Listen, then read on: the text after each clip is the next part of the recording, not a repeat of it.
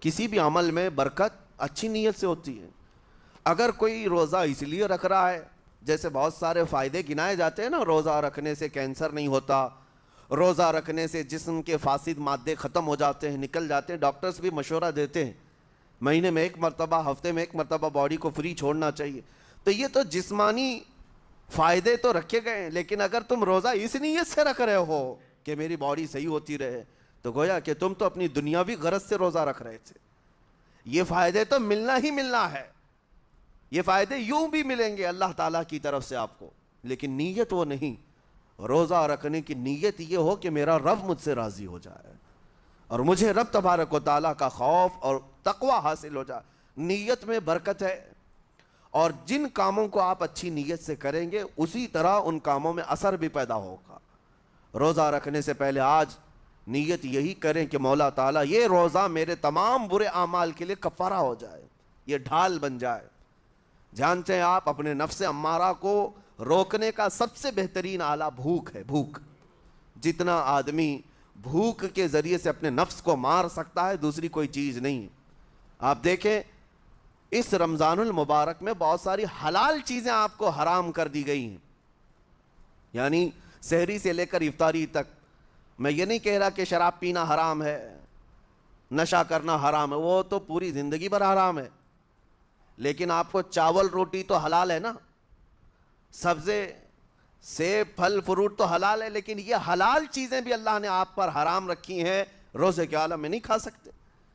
سحری سے لے کر افطار تک یہ حلال لقمے، پانی تو حلال ہے، پاک ہے، لیکن آپ کے لیے روزے کے عالم میں حرام ہے. اسی طرح شادی شدہ مرد اپنی عورت کے ساتھ زندگی بھر کبھی بھی جمع کر سکتا ہے، رات میں سو سکتا ہے، لیکن حالت روزہ میں وہ حلال کام بھی حرام ہے. حلال کام بھی حرام ہے، اپنی عورت سے جمع کرنا حالت روزہ میں کیوں روکا گیا؟ کھانا پینا بھی حلال تھا، عورتوں کے ساتھ شباشی بھی حلال تھی، لیکن روزے کے عالم میں ان حلال چیزوں کو روکا گیا. تو آپ سوچ سکتے ہیں اس چیز کو؟ سوچ سکتے؟ وجہ یہ ہے کہ حلال چیزوں سے آپ کو روک کر بڑے حرام چیزوں سے بچانا مقصود ہے. آج اگر اپنے آپ میں اتنا کنٹرول کر لے جاؤ کہ چند حلال چیزوں سے دن بھر بچ سکتے ہو، انشاءاللہ رمضان کے بعد بڑی حرام چیزوں سے بھی اللہ آپ کو محفوظ رکھے گا. میرے عزیزو، برا ہے ان لوگوں کا جن کو میرے آقا صلی اللہ تعالیٰ علیہ وسلم نے دعائے ہلاکت فرمائی. اس سے بدنصیب کوئی ہو سکتا ہے جن کے لیے رسول رحمت صلی اللہ تعالیٰ علیہ وسلم کی دعائے ہلاکت ہوئی ہو؟ حضور صلی اللہ تعالیٰ علیہ وسلم ایک دن مسجد نبوی شریف میں تشریف لے جا رہے تھے. ممبر پر آپ نے قدم رکھا، آمین کہا. پھر دوسرے زینے پر قدم رکھا، آمین کہا. تیسرے زینے پر قدم رکھا، آمین کہا. خطبہ مکمل کیا. صحابہ نے پوچھا یا رسول اللہ صلی اللہ علیہ وسلم، ہر زینے پر آپ قدم رکھتے ہوئے آمین کس لیے کہہ رہے تھے؟ سنو، رسول پاک صلی اللہ علیہ وسلم ارشاد فرماتے ہیں کہ میں جب پہلے زینے پر قدم رکھا تو سید الملائکہ جبرائیل امین آئے اور دعا کرنے لگے. کیا دعا کیا؟ یوں کہا، یا رسول اللہ صلی اللہ علیہ وسلم، وہ شخص ہلاک و برباد ہو جائے جو آپ کا نام سنے اور پھر اس کے بعد درود نہ بھیجے. حضور فرماتے میں نے آمین کہا. حضور کا نام سنتے ہی آپ کی زبانوں پر درود آ جانا چاہیے. اللہم صلی علی سیدنا محمد وآلہ وصحبہ وبارک وسلم.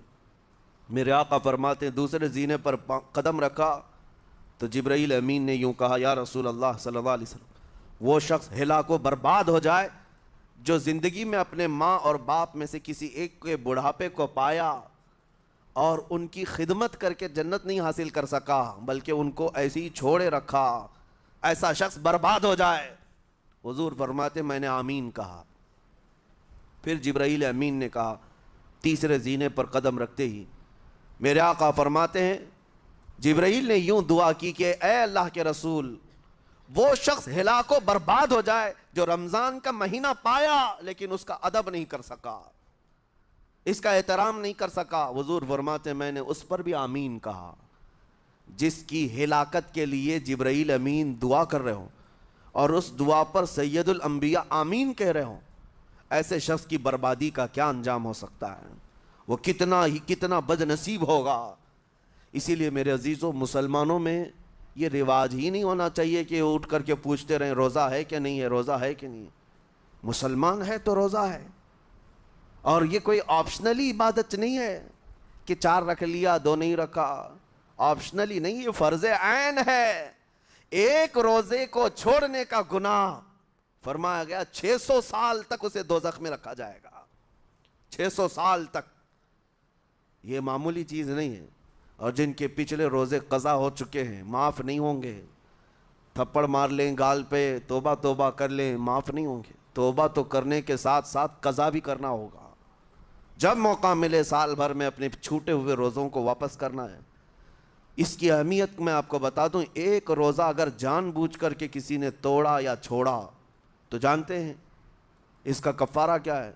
اس کا کفارہ یہ ہے کہ اس کے بدلے میں دوسرے دنوں میں 60 روزے کنٹینیو رکھے۔ رمضان کا ایک روزہ پورا کرنے کے لیے 60 روزے رکھنے پڑ جائیں گے۔ ہاں اگر کسی عذر کی وجہ سے، کسی تکلیف کی وجہ سے چھوڑا تھا، بیمار تھا یا سفر میں تھا یا تکلیف کی شدت تھی، اس وجہ سے روزہ چھوڑا تھا، تو اس کے بدلے میں ایک روزے کی قضا ایک ہی روزہ ہوگی۔ لیکن بغیر کسی عذر کے، شہوت کی وجہ سے، نفس پرستی کی وجہ سے توڑا تھا یا چھوڑا تھا تو پھر 60 روزے رکھنے پڑ جائیں گے۔ اس سے اندازہ ہوتا ہے کہ ایک روزے کی اہمیت کیا ہے رمضان کے۔ اسی لیے میرے عزیزو، یہ روزے آسان ہیں، روزے آسان ہیں، اس کو رکھ لو، اس کی جزا بہت بڑی ہے، اس کی جزا بہت بڑی۔ ویسے بھی آپ دوسرے دنوں میں لیٹ ناشتہ کرنے کے بھی عادی ہیں۔ ممبئی والوں کا تو حال یہی ہے، 12 بجے کے بعد 1 بجے 2 بجے تو ان کے ناشتے ہوتے ہیں، دوپہر کا کھانا تو شام 5 بجے ہو رہا ہوتا ہے۔ بس وہ ناشتہ سکپ کرنا ہے، دوپہر کے کھانے جو آپ کے ہوتے ہیں اس سے اور تھوڑا ایکسٹینڈ کر لیں تو افطاری کا وقت آ جاتا ہے۔ کوئی بہت بڑی دقت کی بات نہیں، کوئی بہت بڑے بوجھ کی بات نہیں، آسان ہے۔ آج الحمدللہ ہمارے 5 سال 6 سال کے بچے روزہ رکھ لیتے ہیں، تو بڑوں کو تو اللہ نے جو طاقت عطا کی ہے، روزہ ہرگز ترک مت کرو۔ لیکن ساتھ میں آج یہ میسیج ضرور دوں گا، نیت یہ کرو کہ مجھے تقوی مل جائے، مجھے پرہیزگاری مل جائے۔ اور یہ آپ کو خود چیک کرنا ہوگا، روزانہ رات کو نماز میں کھڑے ہو جاؤ تراویح کے، دیکھو کہ کتنی تبدیلی آ رہی ہے۔ آج میں نے روزہ افطار کیا، میرے اندر بدلاؤ آیا کہ نہیں آیا؟ اور اگر نہیں آ رہا ہے، کوئی تبدیلی نہیں آ رہی ہے، تو اس کا مطلب ہے آپ تقوی نہیں حاصل کر رہے، آپ تو روز مرہ کی روٹین پر چل رہے ہو۔ روٹین پر چلنے کا مطلب یہ روزہ نہیں ہے۔ روزہ تقوی دے کر جاتا ہے بندے کو، روزہ خوف خدا دے کر جاتا ہے بندے کو۔ اسی لیے میرے عزیزو، آج دیکھیں آپ بہت ساری برائیوں سے رمضان میں بچ جاتے ہیں، تھوڑی اور محنت کی ضرورت ہے۔ ہم نے دیکھا ہے بہت سارے گھروں میں، باقی عیاش گھروں کی مجھے کوئی وہ نہیں ہے، ان سے کوئی لینا دینا نہیں، لیکن نارمل مسلمانوں کے گھروں میں بھی ہوتا یہ ہے، عورتیں بچوں کو تلقین کرنا شروع کر دیتی ہیں، گانے بند کرو، ٹی وی بند رکھو، بہت ساری چیزیں بند رکھو کہ رمضان آیا ہوا ہے۔ اور رمضان میں اگر ٹی وی لگا بھی لیا تو کچھ اسلامک چیزیں دیکھنے لگ گئے۔ ماحول تم نے خود ہی بدلا ہے اپنے گھر میں، کچھ چیزوں کو آپ نے بدلا ہے اور کچھ چیزوں کا ادب آپ نے کرنا شروع کیا ہے۔ اسی کو اور تھوڑی سی محنت کے ساتھ بڑھا لیا جائے، قسم رب ذوالجلال کی، ہر برائی رمضان میں ہی آپ سے ختم ہو جائے گی۔ جس کی کوئی چیز چھوڑنے پر نہیں چھوٹتی ہے، وہ رمضان میں کر کے دیکھ لے، اللہ کی بارگاہ میں یاد کرے کہ مولا دن بھر میں تیری رضا کے لیے بچ رہا ہوں، مجھے میری باقی زندگی میں ان گناہوں سے بچا لے۔ وہ رحمان ہے، جب وہ تمہیں اس کے بدلے میں جنت دیتا ہے تو یہاں برائیاں کیوں نہیں چھڑواتا؟ یقیناً وہ برائیوں کو تم سے دور کرے گا۔ قرآن کا فرمان عالی شان، لعلکم تتقون، اسی پر میں نے آپ کے سامنے بات رکھی ہے۔ روزے اس لیے فرض کیے گئے ہیں تاکہ تمہیں تقوی مل جائے، پرہیزگاری مل جائے۔ بعض لوگوں کو دیکھا گیا ہے رمضان المبارکہ میں بھی وہ اپنی بری حرکات سے باز نہیں آئے، ان کی روٹین ویسی ہی جاری رہی، نعوذ باللہ نظروں کی خطائیں بھی باقی رہیں۔ اور سب سے بری چیز یہ ہے کہ رمضان میں شیطان کی نیابت اگر کوئی کر رہا ہوتا ہے تو تمہارا یہ موبائل فون ہے۔ اکثر لوگ یہ سمجھتے ہیں کہ اس موبائل فون کو ہم استعمال کرتے ہیں تاکہ ٹائم پاس ہو جائے، روزہ کا وقت قریب آ جائے۔ اس ٹائم پاس کے چکر میں تم کیا کیا دیکھتے رہ جاتے ہو اور کہاں تک یہ چیزیں پہنچاتی ہیں تمہیں اندازہ بھی نہیں ہوتا، احساس بھی نہیں ہوتا، تو تمہاری رہی صحیح عبادت کو بھی یہ ہضم کر جاتا ہے، کھا جاتا ہے۔ اس کے استعمال پر اگر کنٹرول ہے تو خوب استعمال کرو، لیکن کنٹرول نہیں ہے تو اے نوجوانوں اس کا بھی روزہ رکھو، اس انٹرنیٹ کی بلاؤں سے محفوظ ہو جاؤ۔ اس لیے کہ بہتوں کو میں نے دیکھا ہے، ان کے دن بھر اور رات بھر رمضان میں سوشل نیٹ ورکس پر مصروفیت ویسی کی ویسی ہے جیسے دوسرے دنوں میں تھی۔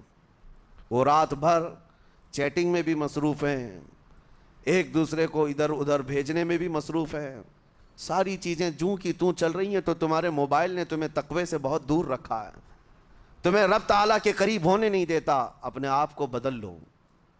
ظاہر سی بات ہے یہ سخت چیز ہے، اگر کوشش کرو گے تو بچ جاؤ گے، اور تقوی اتنی آسانی سے تو نہیں ملتا۔ اپنے آپ کو سٹرگل کرو، انشاءاللہ العزیز دل پاک ہو جائے گا، پھر آپ کو اپنی زندگی کے اندر جو اجالے نظر آئیں گے وہ خود آپ محسوس کریں گے، آپ محسوس کریں گے۔ گناہوں کے اندھیروں نے دل پر ایسی کالک رکھی ہے کہ آپ کو کچھ بھی یہاں پر سمجھ میں نہیں آتا، ورنہ نمازوں کا لطف ایسا ہے، قرآن کا مزہ ایسا ہے، جسے یہ لگ جائے دنیا کی کوئی نعمت اس کے سامنے ہیچ نظر آتی ہے، کوئی چیز اسے اچھی نہیں لگتی۔ لیکن کب؟ جب اسے تقوی کا اجالا حاصل ہو جائے۔ میرے عزیز، اللہ کریم کی بارگاہ میں دعا گو ہوں، مولا قدیر و جبار ہم سب کو تقوی و پرہیزگاری عطا فرمائے، اور ہم سب کے روزوں سے اللہ تعالی ہمیں پرہیزگاری عطا فرمائے۔ ان روزوں کے انوار اور برکات اور رمضان کے احترام کی ہمیں توفیق عطا فرمائے۔ مولا کریم تیری خشیت سے اور تیرے خوف سے آنکھیں جو بھیگتی ہیں ان آنکھوں میں ہمارا شمار فرما دے۔